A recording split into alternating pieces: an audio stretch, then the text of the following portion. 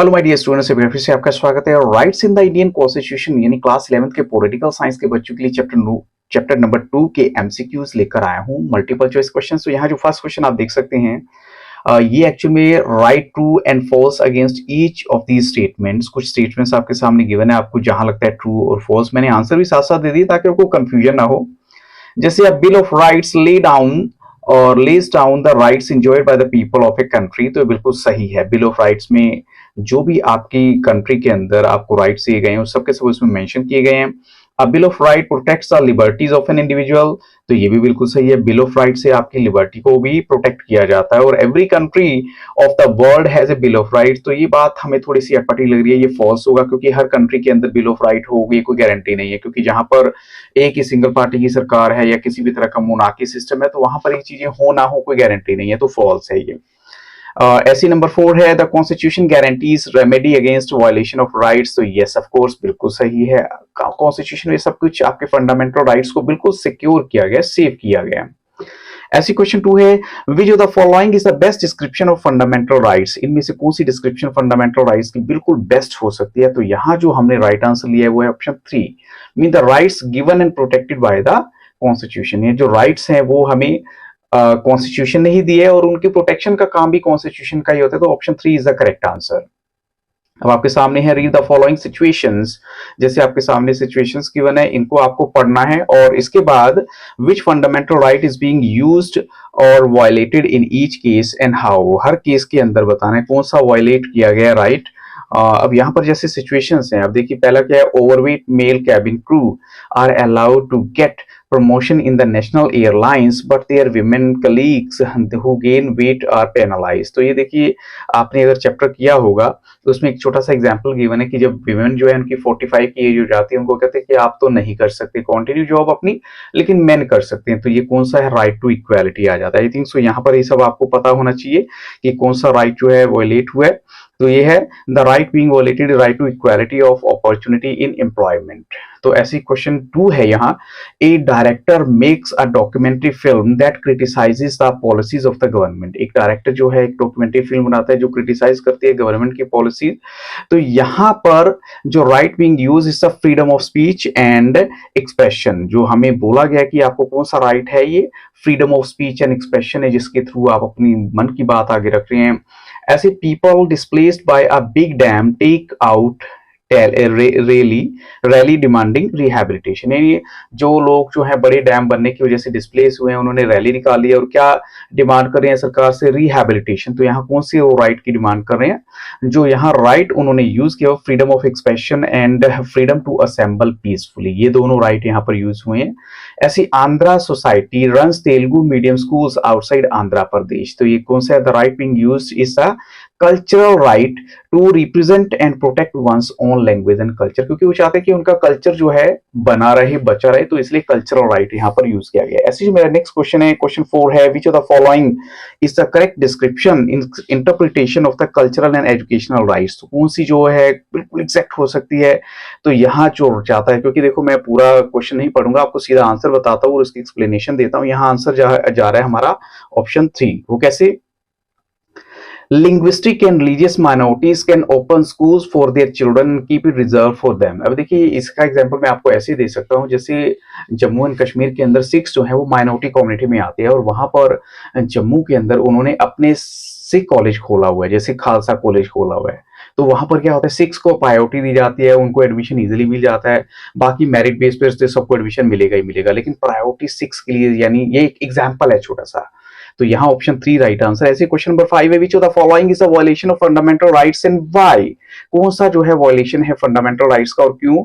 तो यहाँ पर जो ऑप्शन के अकॉर्डिंग हम चलेंगे, राइट आंसर है not paying minimum wage is violation of fundamental right of an individual because, उसका रीजन क्या है, जैसे पहले वाली है तो उसका रीजन है बिकॉज दिस इज, यानी ये कहेंगे this violation is included in the right against exploitation followed by the other violation like beggar, यानी बेगार और फोर्स लेबर। इसमें बेगार और फोर्स लेबर भी आ जाती है।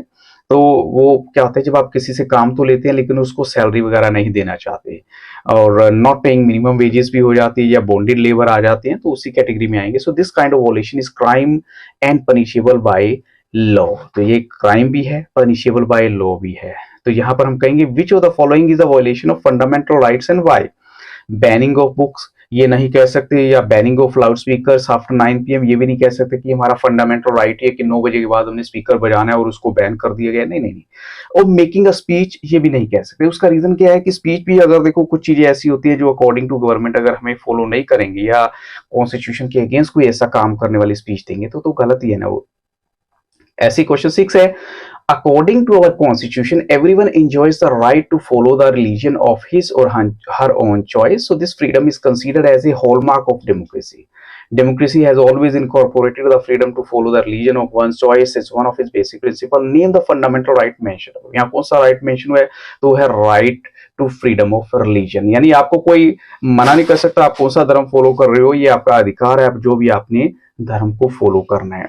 ऐसी क्वेश्चन 7 में डैश से शुरू होता है। Dash consider the right to constitutional remedy as heart and soul of constitution. ये किसने कहा था कि जो कॉन्स्टिट्यूशनल रेमेडी है वो कॉन्स्टिट्यूशन की हार्ट एंड सोल है, ये जो राइट है, तो वो किसने बोला था? डॉक्टर अंबेडकर ने बोला था। तो यस ऑफ कोर्स यहाँ राइट आंसर ऑप्शन बी है। क्वेश्चन 8 है, it means that a court orders that the arrested person should be presented before it can also order to set free an arrested person if the manner or grounds of arrest are not lawful or satisfactory। तो name the writ mention हो गया। यहाँ कौन सी जो writ है mention की गई है जिसके बारे में बोला गया वो है हैबियास कोर्पस। आपको थोड़ा सा रिट्स के बारे में पढ़ना है, थोड़ा सा लास्ट में गिवन है, ये अलग अलग रिट्स हैं, इनकी थोड़ी सी डिटेल आप गो थ्रू कीजिएगा तो आपको ये आंसर पता लग जाएगा। Some guidelines, question 9 is some guidelines were incorporated in the constitution but they were not made legally enforceable. So this means that if a government did not implement a particular guideline, so we cannot go to the court asking the court to instruct the government to implement that policy. Thus these guidelines are non justiciable। यानी ऐसी कौन सी guidelines है जिनको non justiciable बोला गया है? तो ये हम कहेंगे वो क्या है? Directive principles of state policy, क्योंकि ये कॉन्स्टिट्यूशन के अंदर मेंशन तो किए गए हैं but they are not enforceable to the state government कि उसको वो फॉलो करे या ना करे। तो इसलिए अगर कोई वो स्टेट गवर्नमेंट फॉलो नहीं भी करती तो आप उसके अगेंस्ट जो है केस नहीं कर सकते या कोर्ट में नहीं जा सकते। क्वेश्चन 10 है, dash is issued by the supreme court to prevent any unlawful detention. यानी किसी को आप अनलॉफुल तरीके से डिटेन करके बंद करके नहीं रख सकते, वो क्या है? हैबियास कोर्पस है, option C. Which of the statement is correct? तो यहाँ कौन सी स्टेटमेंट राइट होगी? तो यहाँ मैं आपको सीधा आंसर दूंगा, option C, means fundamental rights are justiciable in nature. Of course बिल्कुल करेक्ट है।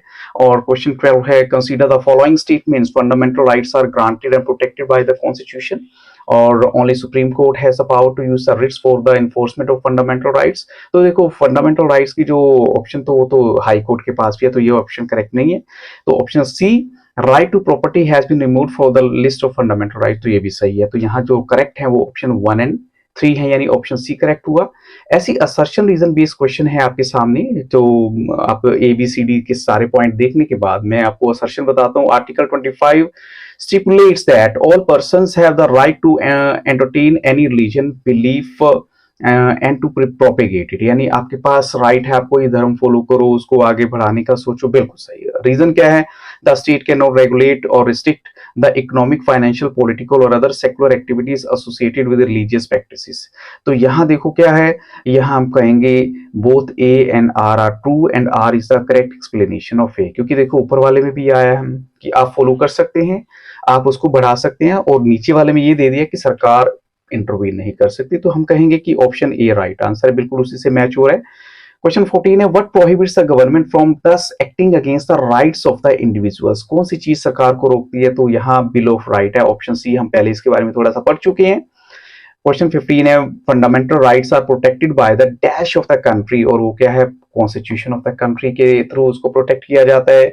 Which article of constitution clarifies, यानी कॉन्स्टिट्यूशन की ऐसी कौन सी धारा है, आर्टिकल है जो क्लैरिफाई करती है कि policy like reservation will not be seen as a violation of right to equality. तो वो यस हम ऑप्शन सी जाएगा। और आर्टिकल 16(4) आपके एक बिल्कुल छोटा सा ब्लैक वर्ड्स में दिया वो पैराग्राफ है ये आपका।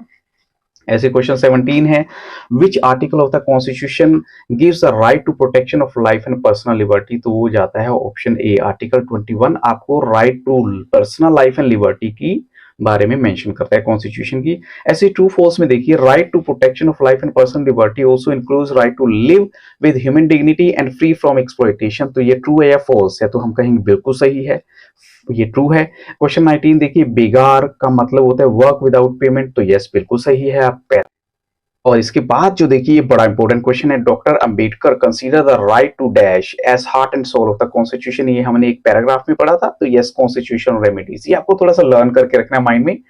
ऐसे क्वेश्चन 21 है, name the radical social reformer from Maharashtra. Radical social reformer जो महाराष्ट्र से हुए हैं, तो ऑप्शन बी है यहाँ पर, ज्योतिराव फुले। ऐसी which constitutional amendment brings fundamental duties of citizen. कौन सी कॉन्स्टिट्यूशन अमेंडमेंट है वो? तो 42nd अमेंडमेंट में फंडामेंटल ड्यूटीज के बारे में मेंशन किया गया है। The government has established an institution in the year, जिसको हम कहेंगे नेशनल ह्यूमन राइट्स कमीशन। तो ईयर बताना है, 1993 है। Who first demanded the bill of right, किसने डिमांड की थी? तो मोतीलाल नेहरू कमेटी है। और when was bill of right demanded? 1928 में। Who protects the ordinary rights of the citizens, तो ऑर्डिनरी लॉ से ऑर्डिनरी राइट आपके प्रोटेक्ट किए जाएंगे। और who protect the fundamental rights of the citizen, तो they are protected by the constitution of the country. Yes, of course, constitution आपके fundamental rights को protect करेगा। और क्वेश्चन 28 है, when was the South African constitution inaugurated, ये कब हुआ था? तो दिसंबर 1946 में। And who says this? Bill of rights is the cornerstone of democracy in South Africa. ये किसने कहा था? साउथ अफ्रीकन कॉन्स्टिट्यूशन में ऐसा कहा गया है।